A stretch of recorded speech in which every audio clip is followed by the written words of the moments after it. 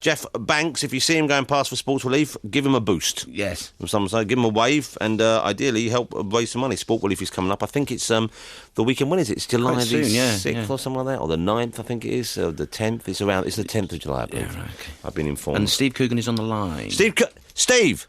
Hello. Good morning, Steve. How are you? I'm very well. I must apologise. I've been in children's television this morning, and that's why I'm near Trafalgar Square instead of in your studio. Well, frankly, I don't know whether an apology is good enough. What do you say to that, Coogan? You're going to have to speak up.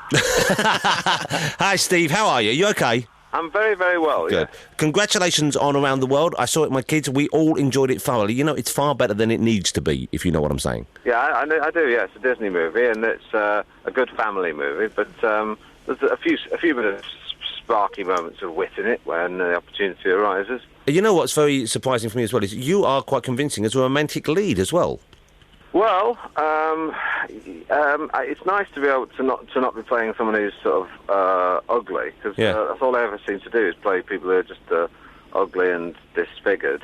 Or just odd, just plain odd. Or just odd for laughs. And yet, with your hair down long, and they've spent a lot of time on your hair, I could tell there's quite a lot of, hair combing going on. There was a lot of hair hairspray. In the morning. You had to get very early to have my hair. But your hair's lovely. It's lovely in the film. Kind of Jean-Michel Jarre stroke Lawrence Llewellyn Bowen look. There is a bit of LLB about you. There is, yeah. What a lovely actress playing opposite you, the young French woman. Cecile de France. She's got all the gap between her teeth. She's gorgeous, though. Yeah, but like Lauren Hutton. Yeah. And Jackie Chan, did you get on well with Sing Lung? Yeah, he was great. He's got all these assistants around him, and all these kind of this entourage of stuntmen and assistants, and one of them brings him a bowl of peeled grapes. No, he doesn't. Every day. Steve, no, he doesn't. Peeled and pipped. He doesn't, Steve. Steve, we know he doesn't, Steve. We know he doesn't. And he'd spoon feed them. Steve, he doesn't. He doesn't. Stop it. Stop it.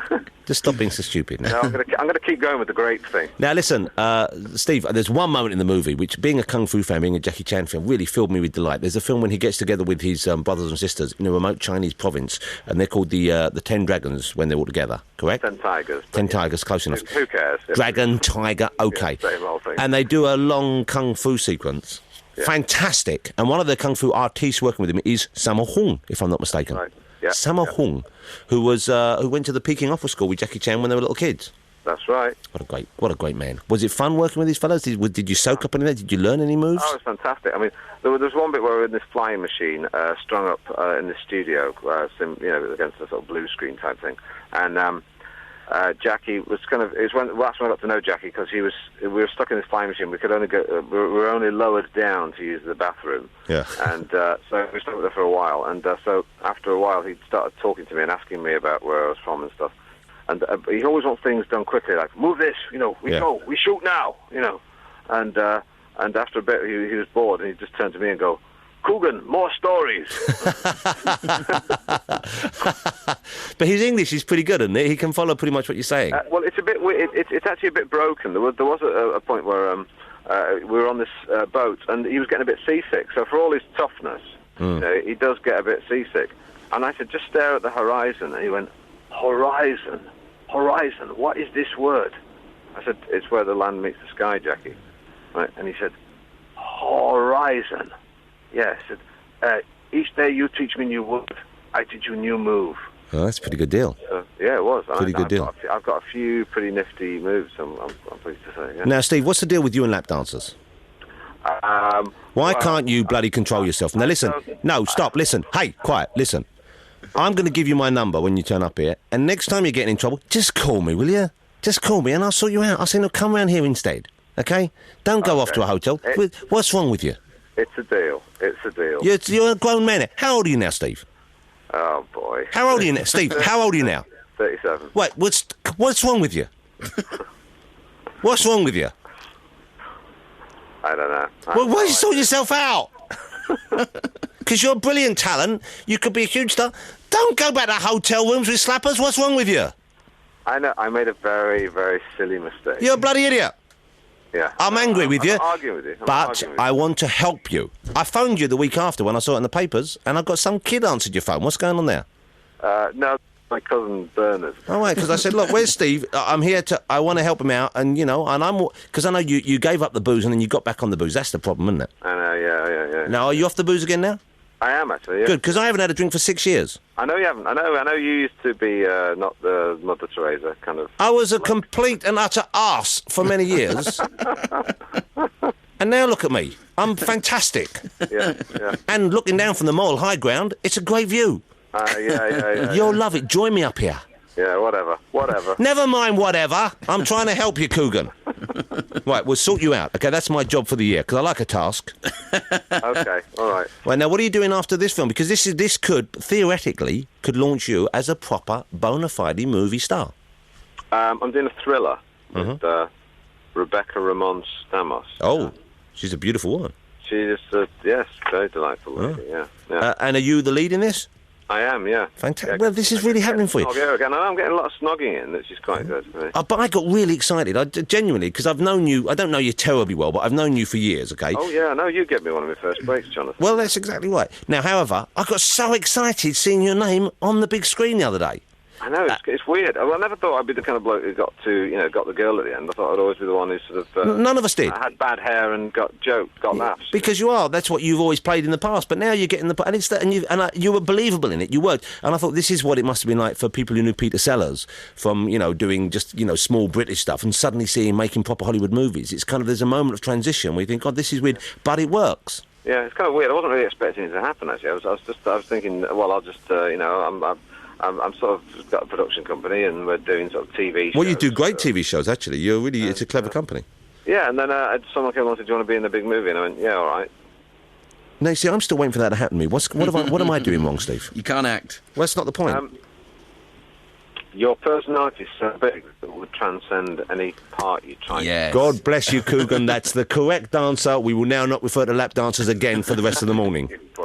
Now we're going to play a bit of music, but will you stick around? Are you nearly here, or are you going to make? I'm looking at the All Saints Church that is just next to. Well, you should be able to make it in. You'll do it. I reckon I can make it in for the last 5 minutes. There's a sort of grim irony to the fact you've made a film called Around the World in 80 Days, and yet you couldn't make it over from West London to here in time. Of course, we'll play a track to hopefully cover the time it takes you to whiz upstairs. Mate. All right, Steve. See you in a minute. What are we going to play? We're playing a bit of Johnny Cash. Oh yeah, this is great. This was on the Kill Bill 2 soundtrack, but what a brilliant song. Have a listen to this. That's a great song, isn't it? Yeah. Isn't that great? We won't dedicate that to Father's Day because that would seem inappropriate, I suspect. Dissatisfaction with life generally. Oh, for goodness sake. Coogan comes in late and now his mobile phone's going off. Hello. What's that? Spearmint Rhino on the line? You said you wouldn't mention it anymore. I didn't mention. You did. I didn't mention said, lap dancers per se. I mentioned just the environment. Oh, dear. How are you, Steve? I'm very well indeed. Good. Congratulations on the film. I know. I really did enjoy it, and the kids loved it. Harvey in particular loved it, but they really enjoyed it. It must be really nice to have done and know it works, because that's a kind of a challenge. Yeah. No, it is, because it's. I know when they hired me, there was kind of a Frank Caracci who directed it, did The Wedding Singer, and he's kind of quite a good director. And he called me, and that they wanted the studio wanted Hugh Grant, and they want Ewan McGregor or whatever. He stuck his neck out for me, and so the first week of shooting I was a bit nervous. I'm going to be able to pull it off, they're all watching me, and I was just pleased that I managed to... No, it's great. It really works. I recommend you go and see it. Take your kids to see Around the World in 80 Days. It's a really fun film. Really good. You'll like it as well, Andy. It's really good. And you'll understand it as well. Well, that's all right then. It's really good. What's it about, going around the world in 80 days? More or less. There's more to it than that. And working with Jackie Chan, what a great triumph, a great thing to have done. Arnold Schwarzenegger, nice in it as well.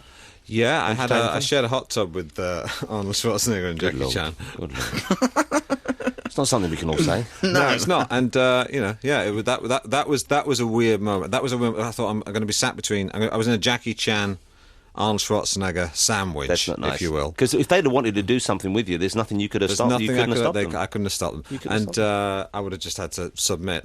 Sometimes that's the only way, isn't it? A whimper like a lamb. Hey, Alan Partridge. What about him? I was just seeing if you'd answer to the name. Alan Partridge. How good is Alan Partridge? Brilliant. Yeah. Unbelievable. Why didn't you do anything more with him? Well, it's because the two guys do it with Peter Bainham and Armando Iannucci. It's kind of getting us all together in the same room. It's not. People think, I want to move on from. I would do something. I want to do a film with him. I like the idea of Alan Partridge being in a terrorist siege situation, and electing himself as the go-between between the terrorists and the authorities. That's not the soundest idea I've heard, but very, very funny. Oh, come on, do some more Partridge. Well, the other two haven't got anything else going on in their lives. They could get in a room with you. No, you're the talented one. For goodness Peter's sake. just in this animation thing called I'm Not an Animal, which hasn't gone very well for him. I think it's bloody good. Just because it's your company, right? And then Iannucci, what's he doing? Nothing.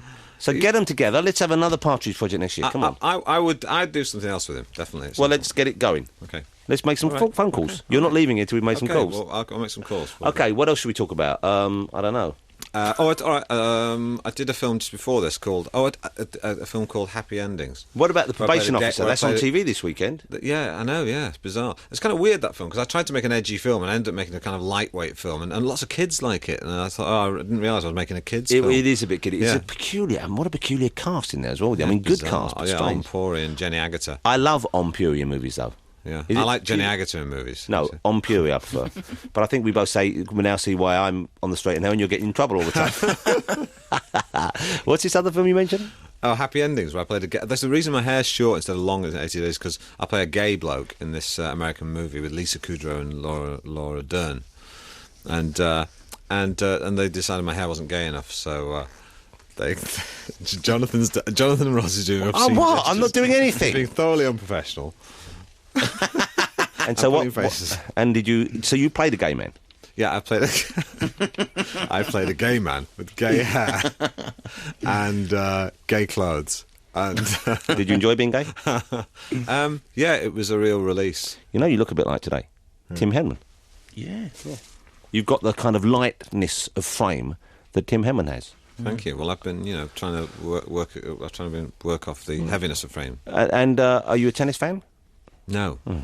Because Wimbledon starts on Monday. Yeah, we're excited about that. I was thinking we could talk about tennis a bit. So we could maybe have a game of tennis. Keep your mind off other things. Pong. You play ping pong? Yeah. It's not a proper game, ping pong. It is. It's a great game. Not really. Sell that to Japanese people. The Japanese big on the ping pong? Of course they are. I thought it was more a Chinese thing. Yeah. I don't know. We're running out of steam. And we've been here for We're not running out of steam. We're having an interesting debate. Are Japanese more interested than Chinese? What's wrong with that? In ping pong. I can't look at you because your hair's in such a mess with those headphones on. Don't you never mind my hair. I put some hairspray Can on I this ask you a morning. question? Do you always wear a tie when you do this? No, not always. Why? I don't know, just kind of... I thought... Do you always dress like a scruffy student even though you've got loads of money? What's going on? I'm trying to help this man. Yeah. He comes in here. Nancy Sinatra's on stage. Put your phone down, Coogan. What's wrong with you? It's like having a kid in here. He's 37 years old. So I call my agent to get me out of it. Yeah. It's all right, you've only got a minute and a half. Will you come on my TV talk show?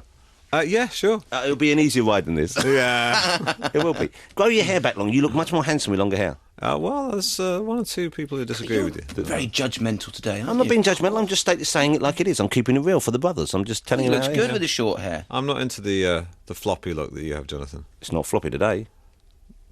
There's a bit of... There's a wave there. You're telling me there's a wave? You're seriously telling me there's a wave? There's a wave. There's no... Is there a wave here? There's a dual, there is. There's No, a there's not a dual wave. wave. You're just saying that to try and get in with him Oh, yeah. so you can get in a movie or something. I don't want to be in a movie. You don't want to be in a movie. Of course you want. Everyone wants to I be don't in a really movie. want to be in a movie, really. Doesn't he want to be in a movie, Steve? Everyone wants to be in movies. Yeah, It's exactly. fucking great. Oh, You see, now I'm trying... OK, now, Coogan, apologise to the ladies I'm and very gentlemen. sorry. Sorry I said a swear word. Okay. No one ever uses ever. No, don't be sarcastic. Now, do it again and apologise without trying to be Right, cool. I'm very, very genuinely sorry. Genuinely sorry. It was me. It wasn't the BBC. It was me. Swearing, unlike smoking, isn't cool. No, very, very uncool. And no one should do it. Well, you never work here again. We got to go. Oh dear. Well, it has been lovely having you here again. There was a slight misstep, but it's understandable because you're under pressure there. You know, we've thrown a lot at him, let's be honest. You and have. I think he coped with it well. He did cope very well. I wouldn't have bothered coming in. Well, he's got to deal with it, hasn't he? And now we've dealt with it, we don't have to dwell on it. Good. I know why. It's gone now, isn't it? I'm happy now. Yeah, good. You feel like there's closure? Yeah. Okay, yeah. good. Well, we'll talk more later. Steve, thanks for coming in. I do appreciate it. And the movie is really good fun. Around the World in 80 Days, my kids absolutely adored it. So congratulations. Thank you. And I found it very funny as well. Thank you for listening. Please join us again next week if you can. 88 to 91 FM. This is Radio 2 from the BBC.